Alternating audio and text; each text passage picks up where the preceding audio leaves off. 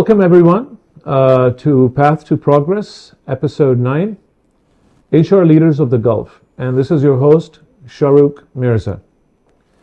I would like to welcome our guest today. We have Ms. Saira A, who is the Chief People Officer at KFC Pakistan. And we also have Ms. Anna Carolina Mason, who is the Head of HR, Director HR for Americana Foods, UAE. Welcome to both ladies on the show. Let me turn it over to Saira. Saira, if you could just take a minute or two and introduce yourself to our audience, please. Okay, thank you very much. My name is Saira A. A stands for Armugan. And the funny anecdote is nobody, usually on a common level, people are not able to pronounce or write the name. So thus it goes with A, and people interpret it Ali, Abrar, Esam, whatever they like. Started my journey back in 2001 after I graduated from LUMS in predominantly marketing, HR and sales. Started my journey with Unilever Pakistan. It was a time when Unilever, the Lever brothers world was moving into the Unilever world. So they were becoming more conglomerate, more global as compared to more local indigenous organizations. Worked with them, moved on to the oil and gas. This was before the Gulf of Mexico crisis happened. I joined British Petroleum, worked with them, was responsible for bringing in Castrol into Pakistan from an HR perspective. So structuring, hiring. From there, because I went to LUMS and LUMS prided itself on its entrepreneurial spirit. So I think the bug of being an entrepreneur caught up with me, so decided to jump ship from a 9 to 5 into a consultancy and did that for about a year and a half. Some of the key projects that I worked on were with the IFC. So in collaboration with the government of Punjab, we were doing skill development for the skilled workforce that Pakistan wanted to export at that time. So did some work there, did a couple of projects with some local organizations, including what at that time was Aman Foundation, which was actually the philanthropic arm of what is KFC today.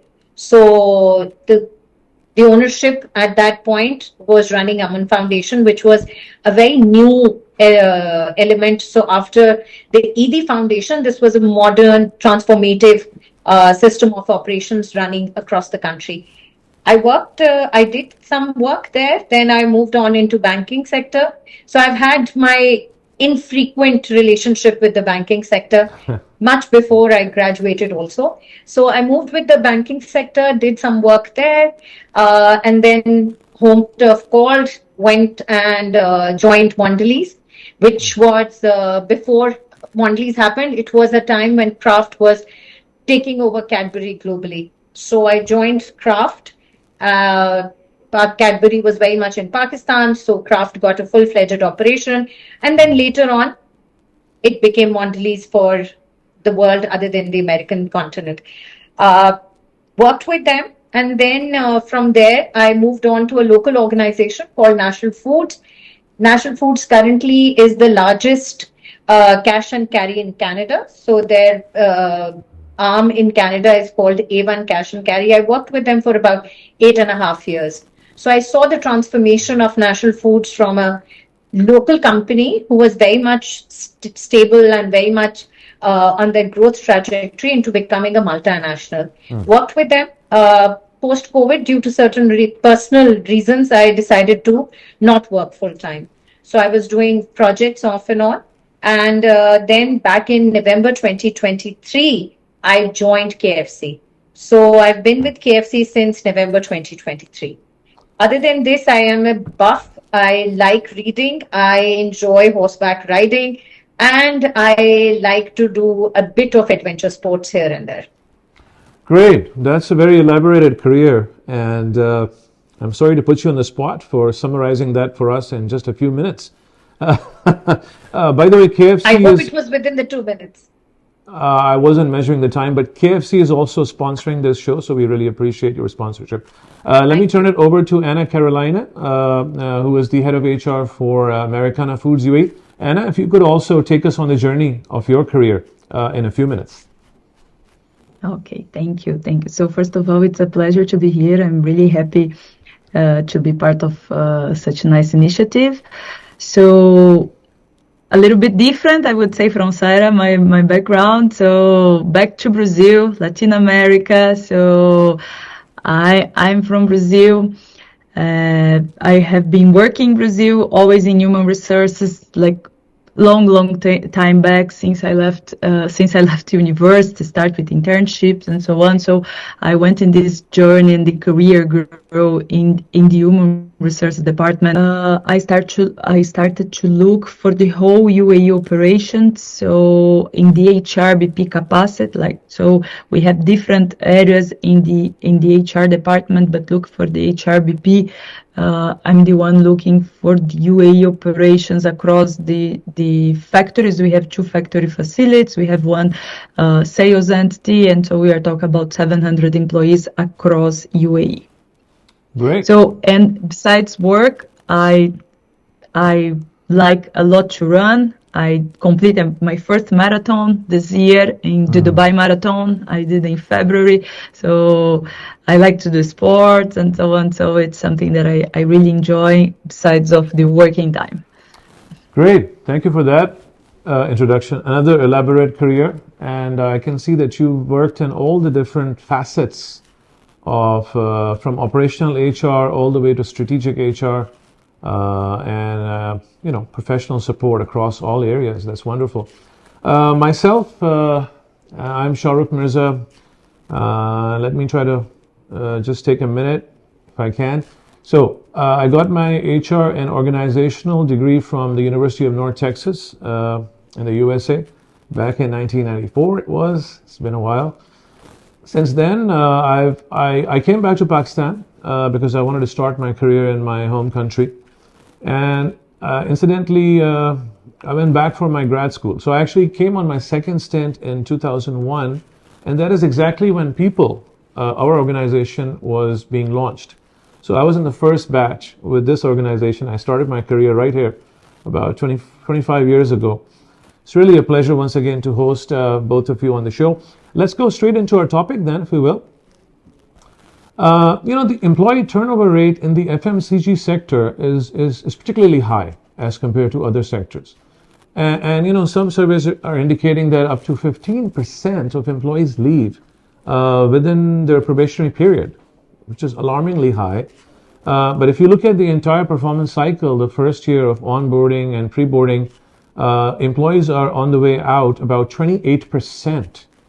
Again, these figures are generally much higher than other sectors.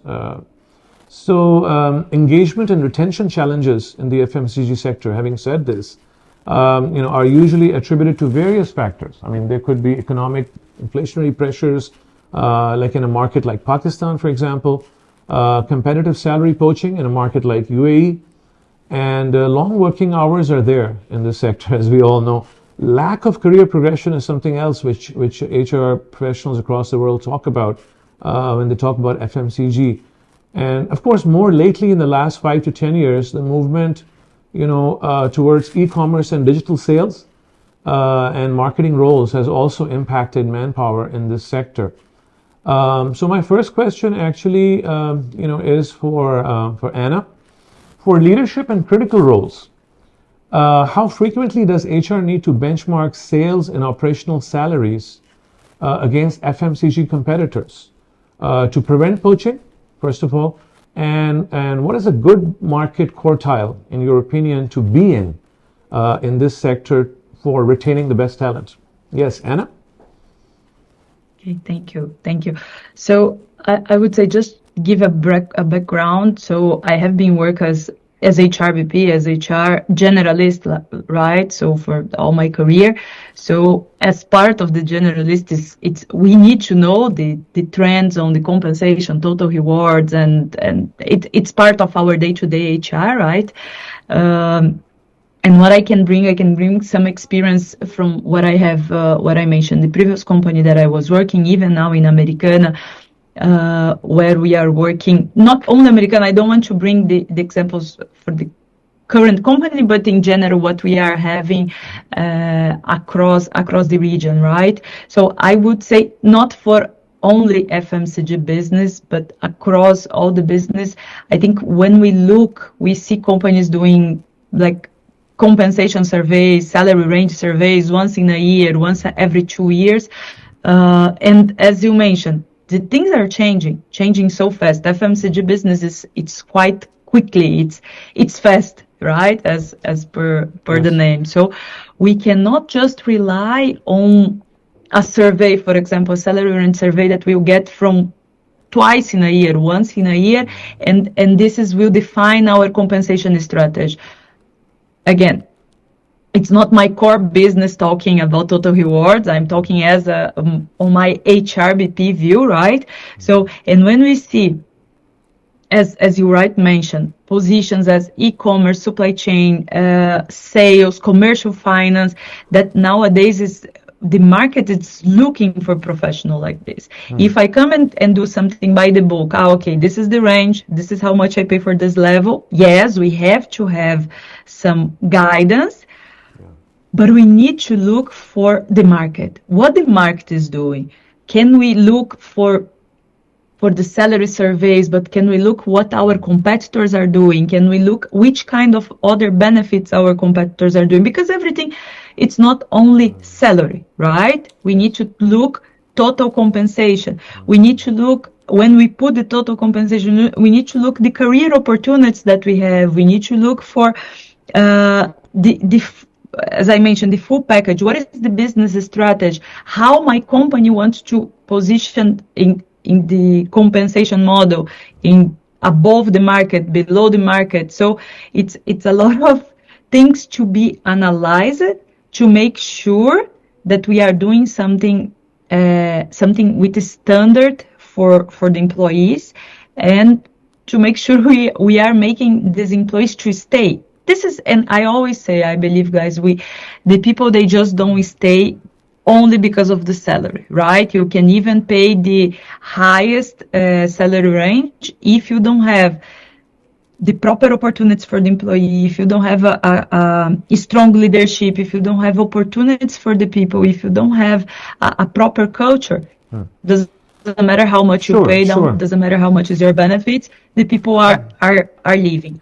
And when one of your questions about the leadership roles, what I understand that will be something important, it's to pay between the 60 or 75 percentile, something above the range. Because okay, if I pay the mid, means that everyone is paying the mid. So what will make me as an employer being different from the others? What will make my employees to stay? Again, it's not only the salary that will make them to stay, but we need to find a way to attract, as I will attract these good professionals, and how I will retain these professionals as well.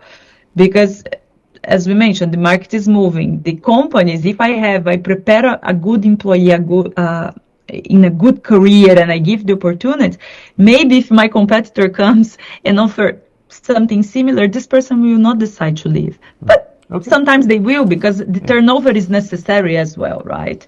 So this is, I would say, not only in FMCG, but in all the business, the people, they decide to stay because they see the future, because they see structure, not only because on how much you are getting in the end of the month. Yes, I totally agree. I think there are many other factors on the plate aside from just cash and non-cash benefits that go into a retention strategy. Thank you for that answer. My next question is for Saira. Saira, for middle to senior managers now who are part of this kind of exits thing with the digital marketing that we mentioned earlier, technology making an impact on especially supply chain roles in FMCG, for example. What steps would HR take for fast tracking, the high potential junior employees, let's see, and giving them tangible reasons to stay within the company as opposed to moving on either to another company, or in our case in Pakistan, abroad? Thank you, Shahrukh. Just building on to what Anna said, the speed of change is actually multiplying with each day. And the external environment is extremely unstable, not just for Pakistan, but across the globe now, given the war situation, given the economic crisis. So there's a lot of things that are happening. In that time, especially in a country like Pakistan, where we have a huge youngish population, below the age of 20 now, to say, not just 18, there is a need for specialized skills. And in order for organizations to retain, so salary is one part, Anna is absolutely right. You need to create that differentiation. And when you start creating that differentiation, it has to be justified. So how are you going to justify the salary differentiation or the rewards, as I would say? That will be done through activities that HR is going to do in-house. So if I were to retain everybody in the organization, that is not going to be possible. So first and foremost, identify people who, as per the 80-20 rule, who are the 20% population who are supporting 80% of the business, strategic business growth. And then there will be others. And those 20% can then be taken on an accelerated journey. Because given the current speed of change that we are facing, I don't want to stay and be at the mercy of the organization or the individuals. I want to chart out my own journey. So I want to see what opportunities do you give. And a lot of people are leaving because they are impatient with the speed of growth that the organization is giving. So one, you identify the high potentials, you pay them in terms of the comp and ben, you look after them. Then the culture has to be conducive. Plus, a lot of us are now looking at marketability. So we are looking at globality of my own skill set. So as an organization, what am I doing to fast track my career? What am I learning in this process? Yes. So what are the training opportunities that you're giving me? What are the exposure opportunities that you're giving me as an organization? Only then will my stickiness come. Plus, thanks to technology, I don't need to slave over my laptop, computer, whatever, for hours and hours. I can get work done. So I have time at my disposal. How is the organization allowing me to utilize that time? So while I am not just physically here, but am I mentally here also? So accelerated career paths, where what earlier was a 3-year journey now needs to be shortened to a 12 to 24 months journey, given my skill set. Then what is the purpose of the organization? Because we are all now looking towards the purpose of the organization. How is it connected to what I feel as an individual? So yes, you're taking care of my monetary aspect, but then you need to take care of my physical and my emotional well-being also. So, Yes. and how are you differentiating me? Because it's now a very differentiated culture that we are living in. Everybody wants validation immediately and feedback. So organizations, instead of having a dictatorial culture, or instead of having a parent-child relationship where they told you this is the day one that you're going to do, 1 year down the road, this is, I now want to make that selection myself. So it's a open marketplace. So if I find something interesting happening in finance and that appeals to me, I want to have the liberty to go and work on that project. Sure. So a lot of cross-functional projects, a lot of cross-functional training, and a culture that allows me to be comfortable that, yes, in my own little contribution space, I am contributing something, not just to the organization's growth, but to the overall environment that I'm living in. Yes, I think And the that's, validation is accompanied with it. Yes, I think that's a wonderful answer. I think you're absolutely right. With the kind of a fast-paced change environment and the demand for quality talent, HR has to play its role in terms of creating the opportunities within. And that traditional model of mid to long-term career growth may not be exactly the way to retain, especially Gen Z and even millennials of today, which are actually looking for increasing their, as we say in the evaluation world, hay points in order to make a bigger impact on the organization. Yes. Okay. My next question is, due to the fast pace, of retail change these days, new hiring face a major gap between their actual job accountabilities and what is in their official job descriptions. So, what measures does HR need to ensure that the role ambiguity, is eliminated, especially in the first year of employment? Anna, if you could answer that one, how do you make sure that the new joiners in their particular role are fully, aligned with their goals and objectives as well as behavioral expectations? This is a trick one. How? Yeah, it's some people they would say it's HR responsibility. Usually the managers they will say it's HR responsibility. Some maybe will say that is the manager responsibility, or is the employee that is the owner of your own career. So you can have different kind of views, right? I think if we look on bringing someone, I will take this as a example of bringing someone from outside, someone that just joining the company, it's coming, and okay, you have the induction process. Or could be 1 day induction, 1 hour, 2 hours, 1 week, how it is, you go in and you met your stakeholders, you know what is your job, and so on. So I'm giving in a good scenario. Sometimes the person joins in the first day, the manager gives, okay, this is your job, and do it. Or go and talk to your colleague and learn what you have to do it.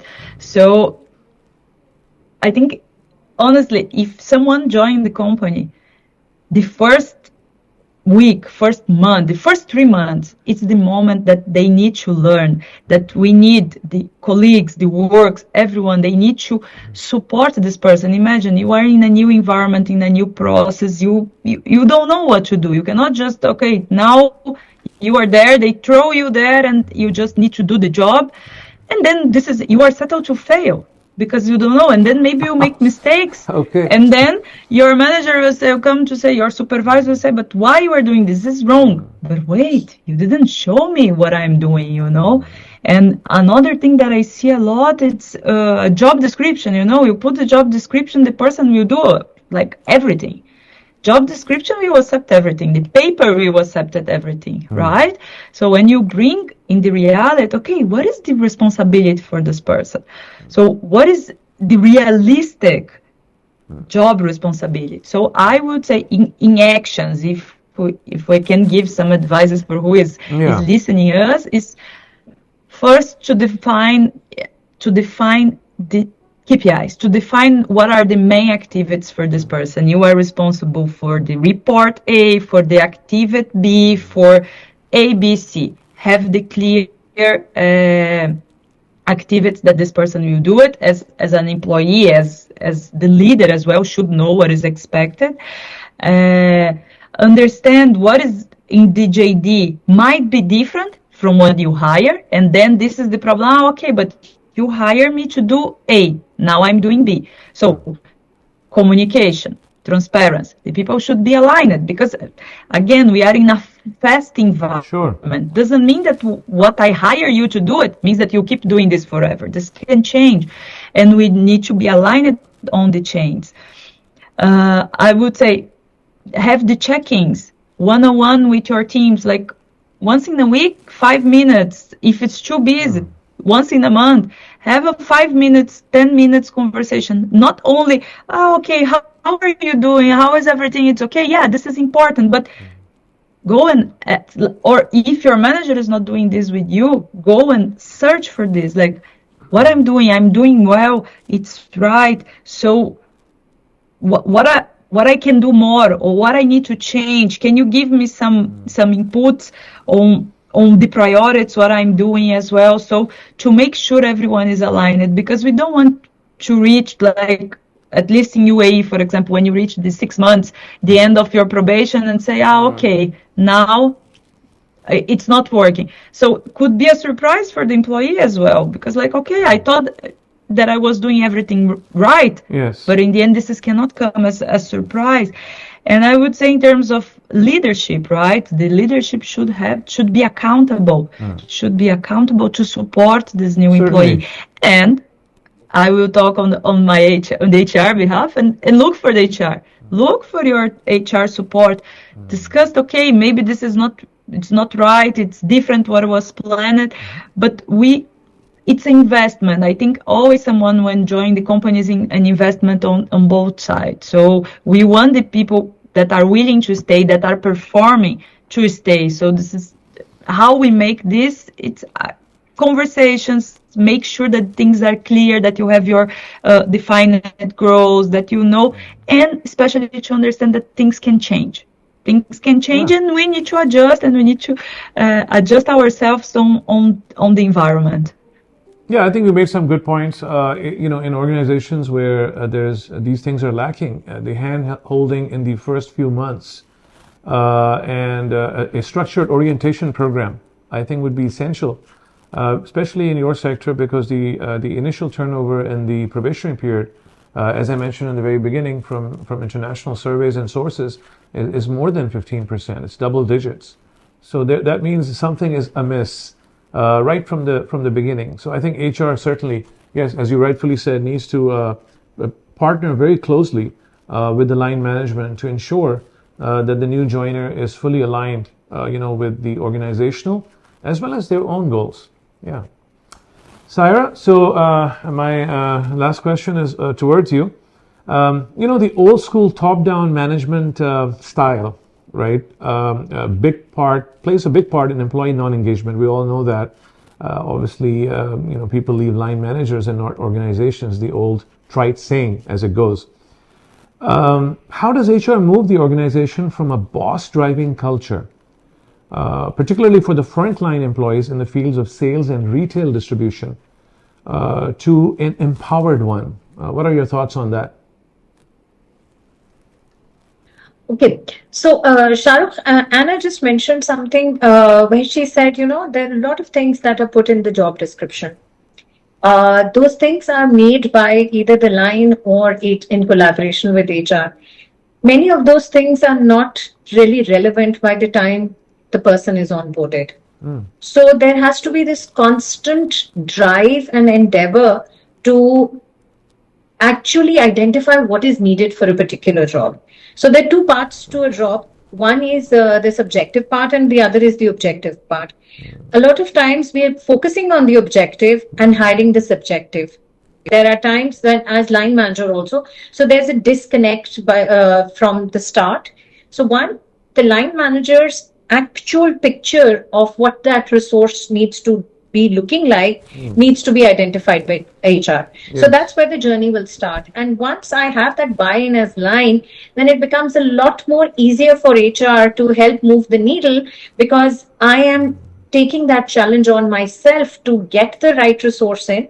So your strength of hiring improves, the success rate of retaining those employees improve. And in an industry like ours, where Anna and I are struggling with the same, our attrition is far higher than double digits. At times it's nearly towards the end of the 100%, because the kind of people that we onboard and the numbers that we onboard in the QSR industry are huge. Yeah. So as I mentioned earlier also, gone are the days when you ordered somebody to do something.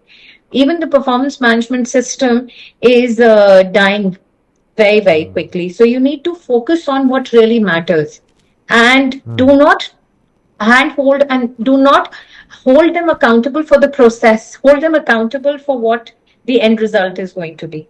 And that culture has to come through, where you need to not just coach the new employees, handhold the new employees, you actually need to handhold the managers also, because they're also going through a transformation. Yes, indeed. So when we were growing up, we saw a certain kind of managerial demeanor that was exhibited to us. When you were told to do something, you did it. So, and slowly we were learning to come out of the shell, to break the framework. Now the new population is not used to working in a frame.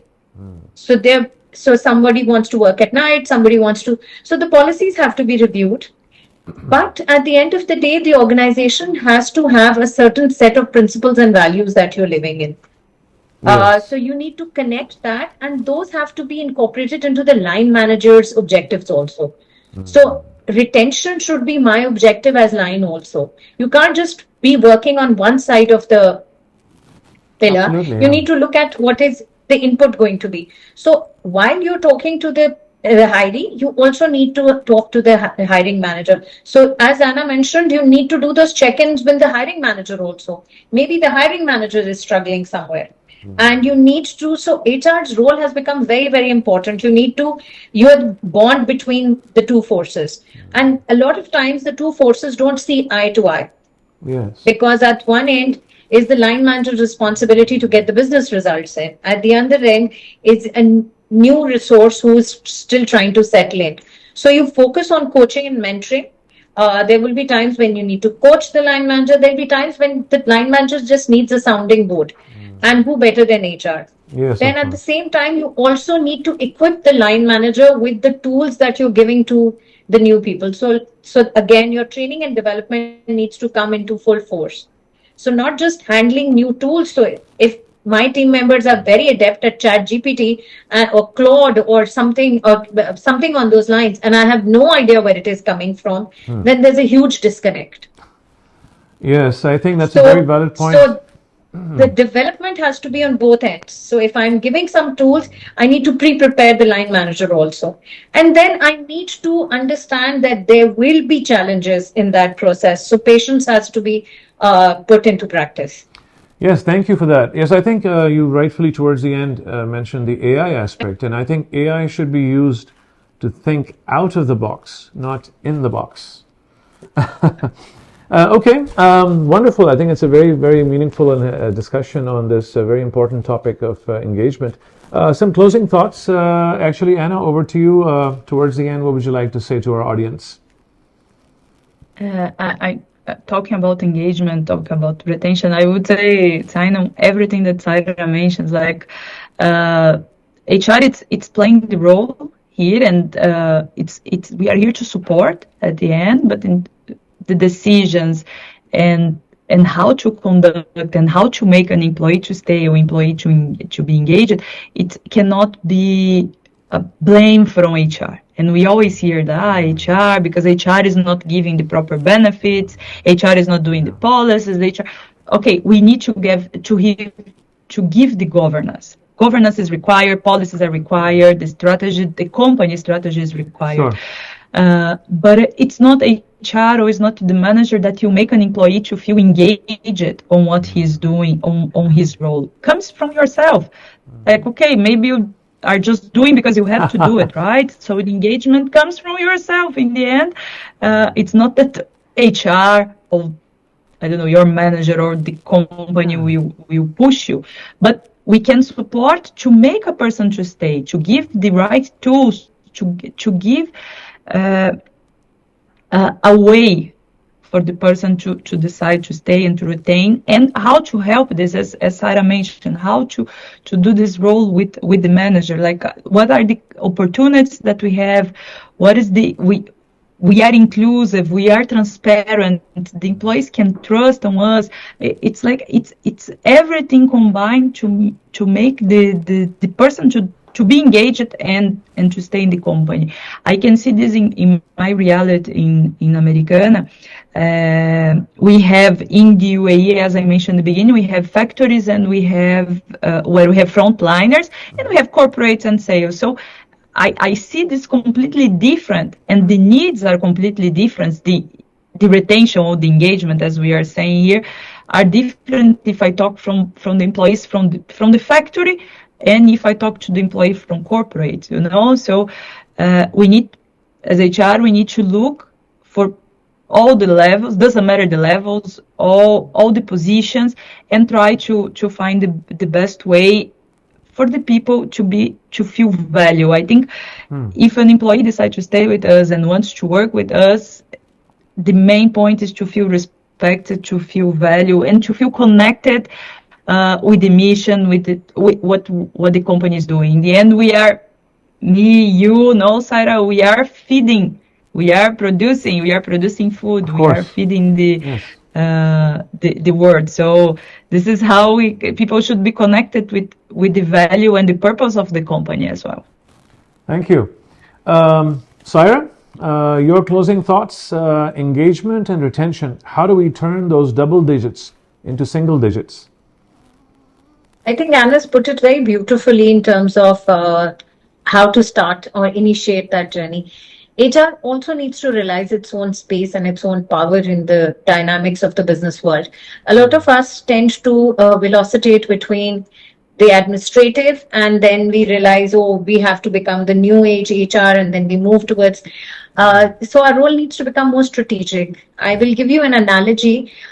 We need to be the priests in a confession box. So where we are approachable and people are able to come, like, explain whatever is bothering them. At the same time, they need to traverse that journey on their own. So we cannot be the policing agents. Oh, you did this wrong, so we are going to do. So a lot of times, HR is considered to be the policing department. So whoever has a problem, they put it at our door. So that needs to stop, and we need to encourage that. So we need to encourage people to first and foremost tackle the problem themselves by providing them the tools, so aptly mentioned. And we need to, again, practice a lot of patience and practice a lot of the ability to listen, especially when it is coming from top down, because the younger population, anyway, is coming from a different mindset. So, fortunately or unfortunately, senior and the middle managers are the ones who are going to lead the show and help able to transform the organization. Yeah, okay. Great. Well, we've almost ran out of time for this webinar, but I think it's such a intriguing and a important topic that we could certainly continue to add more value to this discussion by it. But I want to thank you both for your time, valuable time today, and we hope that we can invite you to another future Path to Progress webinar very soon. Thank you.